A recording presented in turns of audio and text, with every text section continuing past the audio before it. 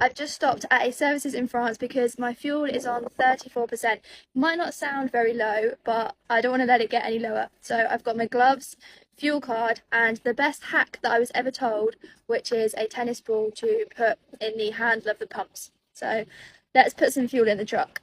I've definitely let the fuel gauge go lower than 30% in the past, but I try not to make a habit out of it too often, and I'm certainly not going to make a habit of putting a card pin on the internet. But once that is done and authorised, I'm able to start fueling up. These self-service pumps, they're really useful. You don't have to go inside and wait for the cashier to check it. You just put the card and the pin into the machine, so it's usually much quicker and it's easier at night time as well. Although using the tennis ball is very handy, I wouldn't recommend walking away from the nozzle just in case it's dodgy and doesn't have a cut-off switch. So this one is now done. So I need to get a receipt for this pump and then go around to the other side and do the big fuel tank. And just to clarify, because camera me clearly didn't make it very clear, but there are two fuel tanks on these trucks.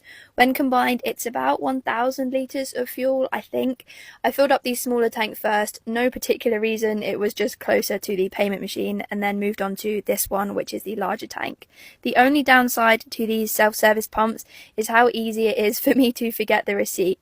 It's a very easy process, especially when I change the language to English, but it has to be collected after each transaction, otherwise it just sort of loses the data. But the most exciting bit out of it all, for 572 litres of diesel, the total cost was just over £1,100.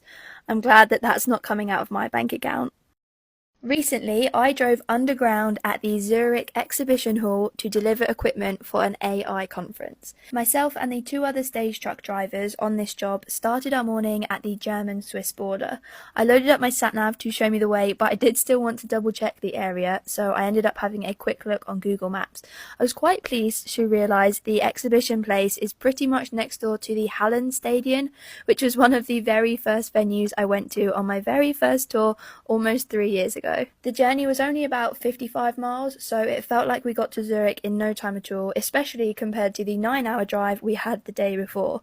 We then parked up in a compound just around the corner from the hall, ready to be called in one at a time. Although there was the three of us from Stage Truck, this was quite a big event and required more trucks from FCL and Crump Transport, and because of the area and the venue, it wouldn't have been practical for all of us to arrive at once. When I was called in, I got sent down to the lower service area and then directed where to park so that we could start unloading all of the equipment.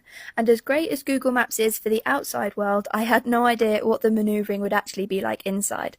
Luckily, it was as easy as you could get it, and I just had to drive through some of those pillars into this area on the right. After I opened my doors, I then just stayed in this same one place until I was empty, so definitely quite an easy morning. I know some of the other trucks were sent up to a different level, so I'm not sure if that was more challenging than downstairs, but it really felt like the Swiss had considered all different types of service vehicles when they designed this place, which is unfortunately quite rare in other buildings I've been to in other countries. Because of the nature of this event, I really couldn't get much interesting footage of the equipment inside the trailer. However, I did end up having more than 10 of these swivel office chairs. They are really not the easiest of things to keep secure for 500 odd miles. And I've always said the Scottish local crew are one of the best, but I think the Swiss may have topped them on this particular unload. They were friendly and chatty, but also very strong and enthusiastic, so the truck was soon empty. It was then time to head back outside and find somewhere to park up until the collection day.